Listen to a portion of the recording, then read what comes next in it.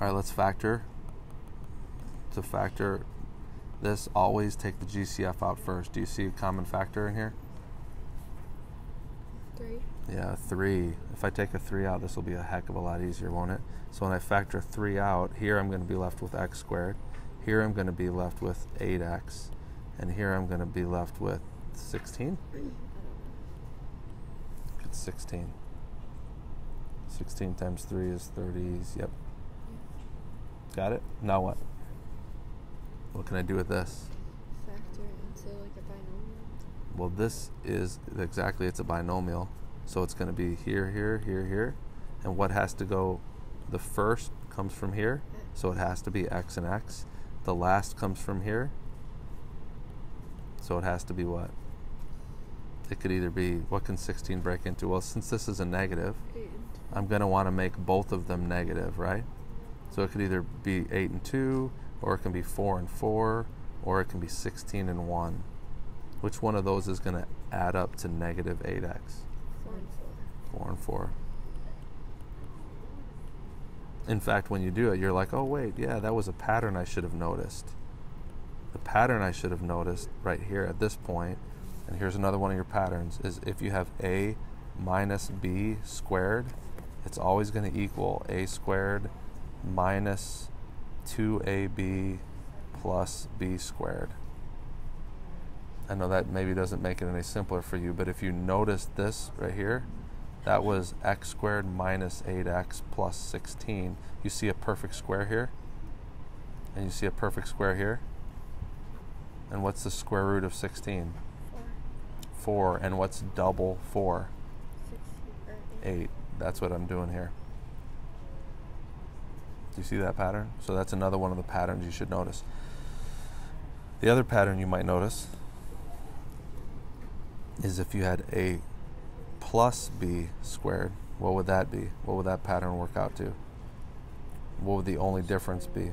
It'd be a squared and be a positive 2ab and then a b squared.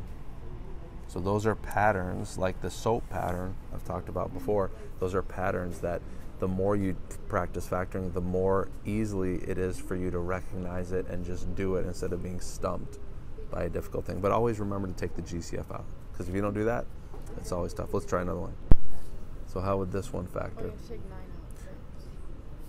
Remember what I talked about? There's no GCF here, but remember what I just said? Whenever you notice that this is a perfect square and this is a perfect square, check if it fits into the pattern. What's 9p squared the same as? It's the same as 3p quantity squared. And this is like 1 squared. So what's the pattern? Look at it. It's that bottom one there. Do you see how see how these things are both squared and this is double the product of the square roots? See how that's double 3p times 1? That's like 2 times 3p times 1, right? So how is this going to factor? It's going to factor into 3p plus 1 and 3p plus 1, or 3p plus 1 squared. That's how that's going to factor. Why? Because if I multiplied this back through, I'd get 9p squared, right? If I multiplied this here, I'd get 3p, another 3p, which add to 6p, and then this one is 1 times 1, which is 1. But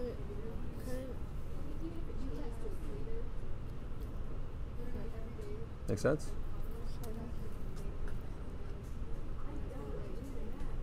By the way, this also is where you get the idea of completing the square. This relates to completing the square. If you just remember that, remember you maybe haven't learned that yet, but you will eventually learn a method called completing the square, and that's a method of solving quadratic equations. And what that is doing basically is putting an equation into this form, because it's really nice to be able to have a squared binomial. It's